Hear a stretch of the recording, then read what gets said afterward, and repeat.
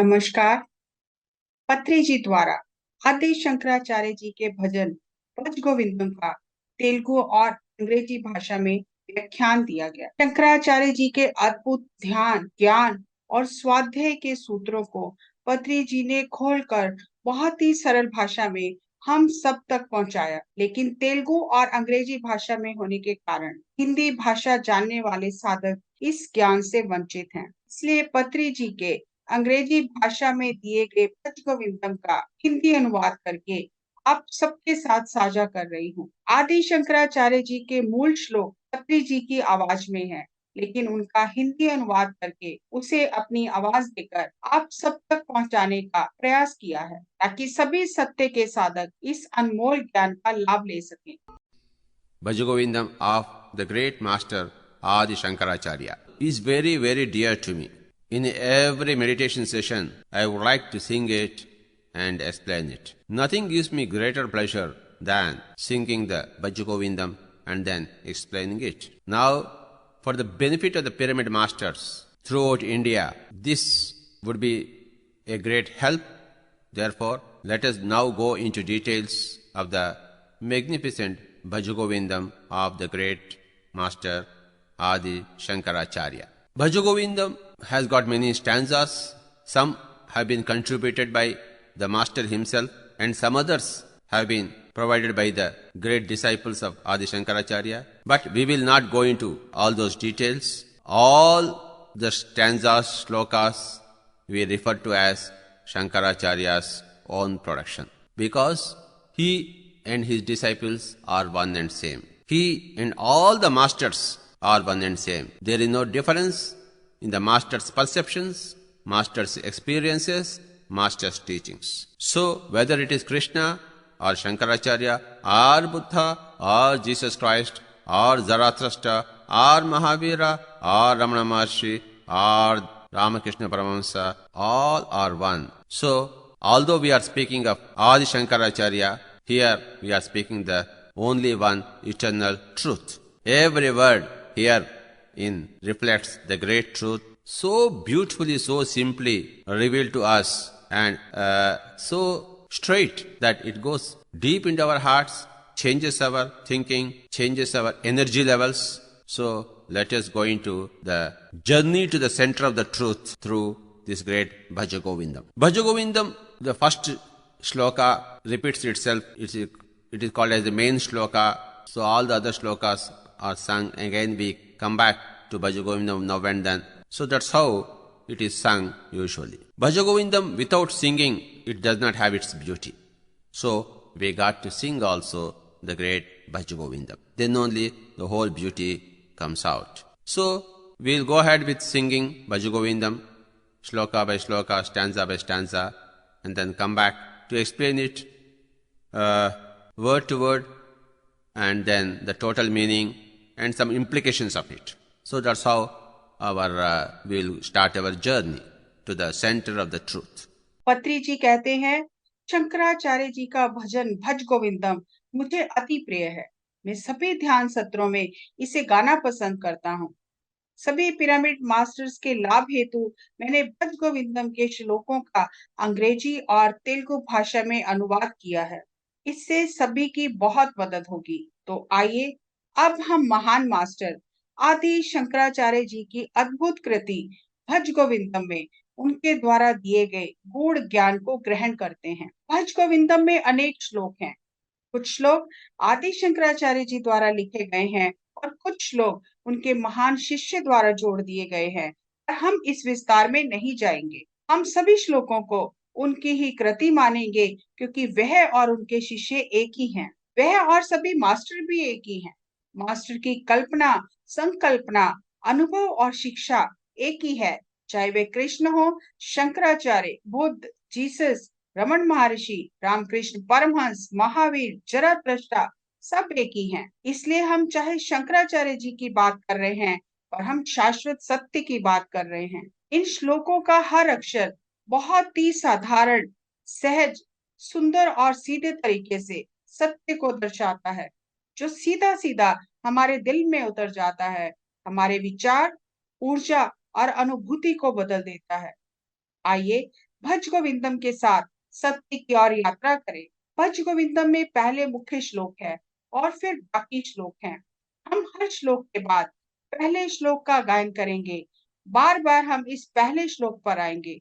गायन के बिना भज गोविंदम की सुंदरता उभर कर नहीं आती, इसलिए इसे गायन शैली में गाएंगे जिससे इसकी पूरी सुंदरता बाहर आएगी।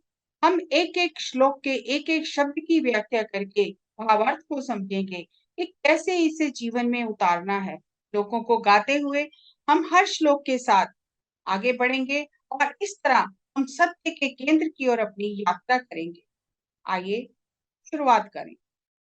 भज गोविन्दं भज गोविन्दं गोविन्दं भज मूढमते सम्प्राप्त सन्निहितकालं हि रक्षति डुक्रुङ्करणे भज गोविन्दम्। भज गोविंदम भज गोविंदम गोविंदम भज मूढ़ मते। गो अर्थात इंद्रियां, पांच ज्ञान इंद्रियां। गोविंदा अर्थात इंद्रियों का जो स्रोत है, जो इंद्रियों की पालना करता है। गोविंदा का अर्थ विशेषता कृष्णा का व्यक्तित्व नहीं है, इसलिए भज गोविंदम। भज अर्थात मनन करना, भीतर जाना। शंकराचार्य जी का कथन मन को संबोधित है। मूढ़ मते, हे मूर्ख मन, अनुपजाऊ मन, अपरिपक्व मन को बुद्धि में परिवर्तित करना है। इसके लिए स्रोत की ओर जाना है। स्वयं का स्रोत व ज्ञान इंद्रियों का स्रोत। ज्ञान इंद्रियों के स्रोत की खोज करना, मनन करना मन द्वारा ज्ञान इंद्रियों का, यही भजन है। शंकराचार्य जी कहते हैं भज गोविंदम भज गोविंदम भज गोविंदम, तीन बार दोहराते हैं। ये तीन बार दोहराने का सिद्धांत शंकराचार्य जी की शिक्षाओं से शुरू होता है। देखो कितनी सुंदरता से उन्होंने अपनी शिक्षाओं की रचना की है। वे स्वयं भी तीन बार दोहराते हैं भज गोविंदम भज गोविंदम भज गोविंदम। जो भी बोलना है हमेशा तीन बार बोलना है, तब वह अवचेतन मन में गहरा उतर जाता है। भज गोविन्दं भज गोविन्दं गोविन्दं भज मूढमते सम्प्राप्त सन्निहितकालं हि रक्षति डुक्रुङ्करणे। सम्प्राप्ते सन्निहितकाले। संप्राप्ते सनहित काले। संप्राप्ते अर्थात जब आपके जाने का समय आ गया तो आपका संसार का ज्ञान कुछ भी काम नहीं आएगा। नहीं नहीं रक्षति दुखम करने। दुख करने संस्कृत व्याकरण का शब्द है। बहुत विषयों पर आपकी स्कॉलरशिप किसी काम नहीं आएंगे। जब आप अंततः धरती को छोड़कर उच्च लोकों में जाएंगे, वहां आपको क्या चाहिए? वहां आपको आत्मज्ञान चाहिए, स्व का ज्ञान। यदि धरती पर आपको स्व का ज्ञान नहीं हुआ तो वहां आप बिल्कुल व्यर्थ हैं, इस दुनिया से व्यर्थ ही चले जाएंगे। इसलिए शंकराचार्य जी कहते हैं जागो, उठो। किसी भी क्षण आपको शरीर छोड़ना पड़ सकता है। अभी इसी समय अपना वीजा, पासपोर्ट, विदेशी मुद्रा एकत्रित करें। इसके लिए आपको आत्मचिंतन करना है। हे मूर्ख मन, ध्यान रख, तेरे जाने का समय जल्दी ही आ रहा है। कभी भी किसी भी क्षण जाना पड़ सकता है, इसलिए तुझे तैयार रहना है। नहीं नहीं रक्षति दुखों कर्ण। दोबारा दोहराते हैं, ये नहीं होगा, ये नहीं होगा। दोहराने पर जोर देते हैं कि धरती की कोई भी चीज उच्च लोक में तुम्हारी मदद नहीं करेगी। केवल उच्च लोकों की चीजें ही मदद कर सकती हैं। उच्च लोकों का ज्ञान ही वहां मदद करेगा। धरती की चीजें धरती पर मदद करेंगी, स्वर्ग में नहीं। और उच्च लोकों का ज्ञान धरती पर भी मदद करेगा। हमेशा उच्च ही निम्न की मदद करता है, निम्न कभी भी उच्च की मदद नहीं कर सकता, ये असंभव है। इसलिए जब हम धरती के तीसरे निम्न आयाम पर अस्थायी रूप से हैं, तब भी उच्च लोकों का ज्ञान अर्जित करना है। समय आने से पहले ही उच्च लोकों का ज्ञान हासिल करने के लिए शंकराचार्य जी कह रहे हैं। अगले श्लोक में वे कई विषयों पर बता रहे हैं। आइए जानते हैं। मूढजहि दनागमतृष्णां कुरु सद्बुद्धिं मनसि वितृष्णां यल्लभसे निजकर्मोपातं वितमुत्तेन विनोदय चित्तं भज गोविन्दम्। मूढजहि धनागमतृष्णां कुरु सद्बुद्धिं मनसि वितृष्णां यल्लभसे निजकर्मोपातं वितं तेन विनोदय चेतं भज गोविन्दम्। दूसरा श्लोक। मूढ़ जहि धन आगम तृष्णा। हे मूर्ख मन, धन की तृष्णा को छोड़ दे, धन ही कमाते रहना, अपनी बुद्धि का थोड़ा इस्तेमाल कर, मन को अनंत इच्छाओं से मुक्त कर, मन से वितृष्णा, जो भी खून पसीने की कमाई है उससे जीवन यापन कर और आनंदित रहो। वित्तम तेन विनोदय चित्तम। एकदम शंकराचार्य जी वैराग्य की बात नहीं करते, आनंद की बात करते हैं। विनोदय चित्तम, जीवन का आनंद लो, पर अपनी सही कमाई से। ना ज्यादा कमाओ ना कम कमाओ, गलत तरीके से धन ना कमाओ, सही ढंग से कमाओ और आनंद लो। यही शंकराचार्य जी ने इस महान श्लोक में बताया है, यही उनकी शिक्षा है। मूढजहि धनागमतृष्णां कुरु सद्बुद्धिं मनसि वितृष्णां यल्लभसे निजकर्मोपातं वितं तेन विनोदय चेतं भज गोविन्दं भज गोविन्दं गोविन्दं भज मूढमते संप्राप्ते सन्निहित काले नहि रक्षति टुक्नुकरणे भज गोविन्दम्।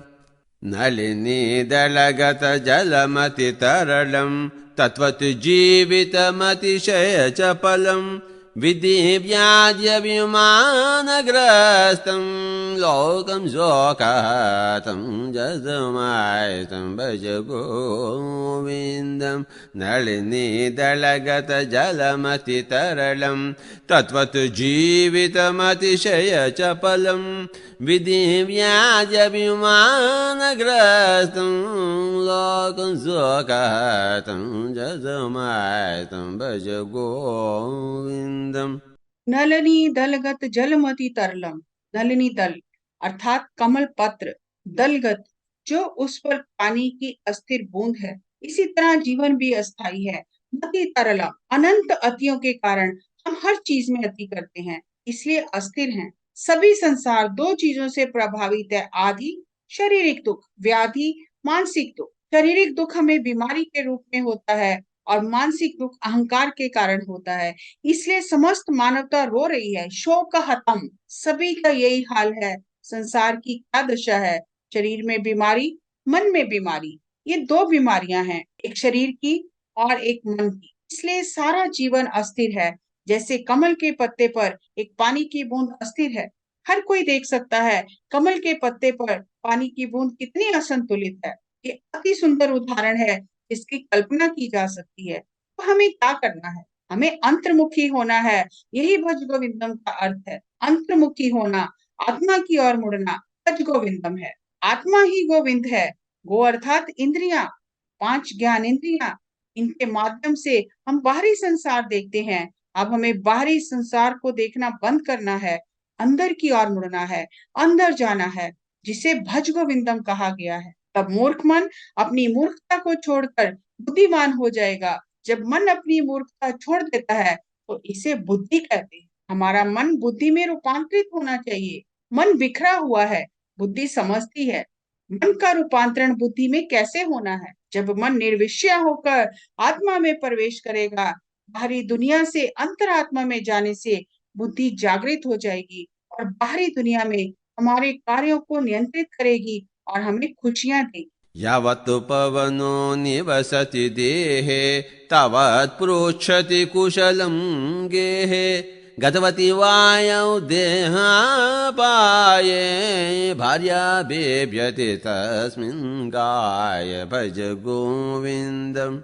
यावत पवनो निवसत देहि, जब तक भौतिक शरीर में प्राणवायु है तब तक सब कोई आपकी सेहत के बारे में हालचाल पूछते हैं। जिस क्षण श्वास शरीर को छोड़ देता है, पत्नी भी शव को छूने से डरती है। उस समय तक पत्नी ने उस पति के शरीर से प्यार किया है और वे छूने से भी डरती है। क्या हुआ है, कुछ तो हुआ है। क्या हुआ है, श्वास ने शरीर छोड़ दिया है। शरीर में श्वास ही आत्मा है। यदि आप शरीर में आत्मा को जानना चाहते हैं तो अपनी आती जाती सांसों के साथ रहें। सांसों को महसूस करके ही भौतिक शरीर में रहते हुए आप आत्मा को जान सकते हैं। इस तरह आप एक आत्मज्ञानी बुद्ध पुरुष बन जाते हैं, मास्टर बन जाते हैं। इसी तरह आदि शंकराचार्य जी मास्टर बने हैं और हमें भी यही कह रहे हैं। इस श्लोक में मृत्यु के बारे में बताया गया है। गतवती वायो देहा पाया। मृत्यु क्या है? शरीर से प्राण वायु का जाना ही मृत्यु है। देह के लिए खतरा है। यावत् पवनो निवसति देहे तावत् पृच्छति कुशलं गेहे गतवति वायौ देहापाये भार्या बेभ्यति तस्मिन् काये भज गोविन्दम् भज गोविन्दम् गोविन्दं भज मूढमते। Another shloka. Yavad vittoparjana saktah stavan nija parivaro raktah paschajivati jarjara dehe vartan kopi na pruchati gehe bhaj govindam।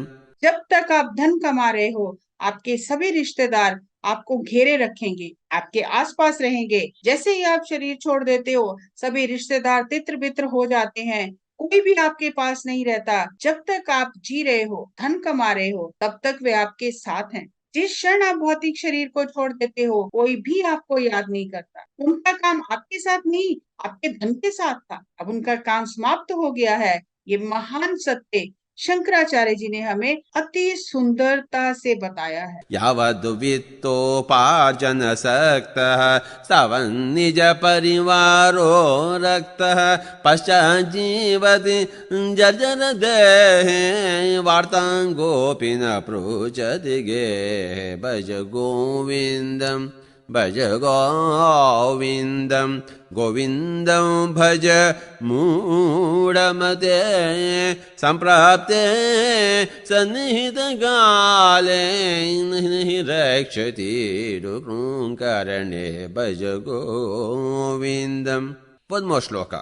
नारीस्तनभरनाभिदेशं दृष्ट्वा मागमोहावेशम् एतन्मांसवसादि विकारं मनसि विचिन्तय वारं वारं भज गोविन्दम्। नारीस्तनभरनाभिदेशं दृष्ट्वा मागमोहावेशम् एतन्मांसवसादि विकारं मनसि विचिन्तय वारं वारं भज गोविन्दम् भज गोविन्दं गोविन्दं भज मूढमते सम्प्राप्ते सन्निहिते काले नहि रक्षति रुकृङ्करणे भज गोविन्दम्। नारी स्तन भर नाभि देशम अर्थात स्त्री की सुंदरता देखकर उसके मोह में अत्यधिक न पड़ जाएं। दिष्टा वागा मोहावेशम अत्यधिक प्रतिक्रिया ना करें। ये केवल भौतिक शरीर है और ये भौतिक शरीर का हिस्सा है जिसकी आवश्यकता समय अनुसार होती है। हमें भौतिक भोग का आनंद लेना है और ये अंत नहीं है। भोग का भी शांति से आनंद ले, उससे अत्यधिक आवेश में ना जुड़ जाएं। यदि आप हार्ड कोर्स पर रहेंगे तो जल जाएंगे। शांति से आनंद लें, अत्यधिक ना करें। आदि शंकराचार्य जी हमें मध्य मार्ग पर चलने को कहते हैं। जीवन का आनंद लें, प्रतिक्रिया ना करें, इंद्रियों के पार भी देखें। केवल इंद्रियां और मन के भोग में लिप्त ना रहें। आपका मन बहुत कुछ करता है, पर आपकी बुद्धि आपके जीवन की वास्तविकता से आपका परिचय कराती है। मन के साथ आप मोह में हैं, आवेश में हैं। बुद्धि आवेश को समाप्त करती है। तब आप सही समय पर सही निर्णय लेकर कार्य करते हैं। इसलिए अति ना करें, मन के पार देखें, जीवन का आनंद लें। शंकराचार्य जी पुनः धन के विषय में बात करते हैं। दो चीजें हैं जिससे लोग लिप्त रहते हैं, एक शारीरिक सुख और दूसरा धन। अर्थमनर्थं भावय नित्यं नास्ति ततः सुखलेशः सत्यम् पुत्रादपि धनभाजाभिवृद्धिः सर्वधनजाविहितारेतिः भज गोविन्दम्। अर्थमनर्थं भावय नित्यम्।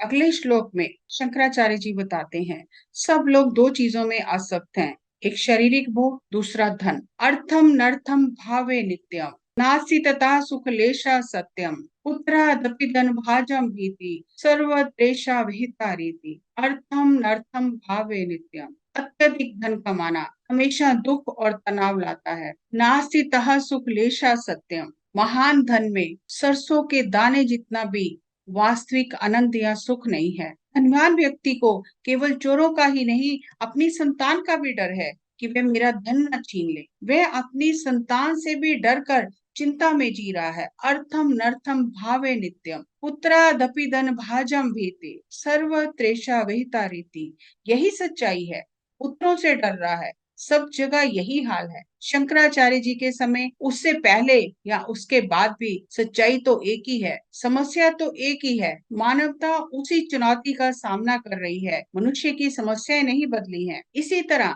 सत्य की खोज की विधि भी एक ही है। हजारों सत्य नहीं है, सत्य की खोज की विधि भी एक ही है। वह एक विधि शंकराचार्य जी ने दी है। शंकराचार्य जी कहते हैं, भज गोविंदम, अंदर जाओ, मन को अंतर्मुखी करो, आत्मा में जाओ जो गोविंद है। हजारों लाखों सालों से मानवता इन समस्याओं का सामना कर रही है, वह नहीं बदली। इसी तरह सत्य की खोज भी नहीं बदली, हजारों सालों बाद भी सत्य यही है। व्यक्ति की समस्याएं नहीं बदली, व्यक्ति की समस्याएं वही है। इसी तरह सत्य की खोज की विधि भी नहीं बदली, हजारों लाखों सालों से सत्य की खोज की विधि भी यही है। मन को आत्मा में प्रवेश करना है, यही गोविंदा है। So, अर्थमनर्थं भावय नित्यं, नास्ति ततः सुकलेशः सत्यं, पुत्रादपि धनभाजा बुधु, सर्वदलेशा विहिता रीतिः। भज गोविन्दं,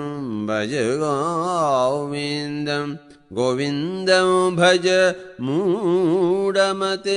बालस्तावत् क्रीडासक्तः, तरुणस्तावत् तरुणीसक्तः, वृद्धस्तावत् चिन्तासक्तः, परसे ब्रह्मणि गोविन्दसक्तः। भज गोविन्दम्। शंकराचार्य जी कहते हैं, बालस तावत क्रीड़ा सब, अति सुंदर श्लोक है। हर किसी को बालपन में अनेक खेल आकर्षित करते हैं। इसी तरह तरुणास्तावत तरुण ही सकता, यौवन में शारीरिक भोग आकर्षित करते हैं। व्यक्ति उन्हीं में लिप्त रहता है, उसके पास कुछ और करने का समय ही नहीं है। जब आप बालक हो, खेलों में उलझे हो, जब युवा हो, संसार में उलझे हो और कुछ दिखाई नहीं देता, और जब वृद्ध हो जाते हो, अनेक कठिनाइयां घेर लेती हैं। सत्य की खोज का अब समय ही नहीं है, सीधे खड़े नहीं हो सकते। क्या करोगे, कब ध्यान करोगे? बाल्यावस्था में कुछ और कर रहे हो, युवावस्था में और चीजों में उलझे हो, और वृद्धावस्था में बीमारियों ने घेर लिया है। सत्य की खोज कब करोगे? आप पूरी तरह से दिवालिया हो चुके हो। सत्य की खोज करने के लिए आपके पास ऊर्जा ही नहीं है। किस समय सत्य की खोज करोगे? शंकराचार्य जी के अनुसार बचपन से ही हमें खेलों के साथ साथ आत्मा का चिंतन कर ध्यान करना चाहिए। युवावस्था में भोग का आनंद लेते हुए ध्यान करें। वृद्धावस्था में अपनी व्यक्तिगत, पारिवारिक और सामाजिक समस्याओं का समाधान करते हुए आपको ध्यान करने के काबिल होना है। हम ये कारण नहीं दे सकते कि हम बहुत कामों में व्यस्त हैं, हमारे पास ध्यान करने के लिए समय नहीं है, स्वयं की खोज करने का समय नहीं है, सत्य की खोज का समय नहीं है। ये मूर्ख लोगों का वक्तव्य है। बुद्धिमान लोग स्वयं की ऊर्जा को सहेज कर जीवन के किसी भी पड़ाव में उस उम्र की अवस्था की गतिविधियां करते हुए बहुत ध्यान करते हैं, सत्य की खोज करते हैं। इसलिए जब शरीर स्वस्थ है तभी ध्यान करें। आगे के श्लोक हम दूसरे भाग में लेंगे।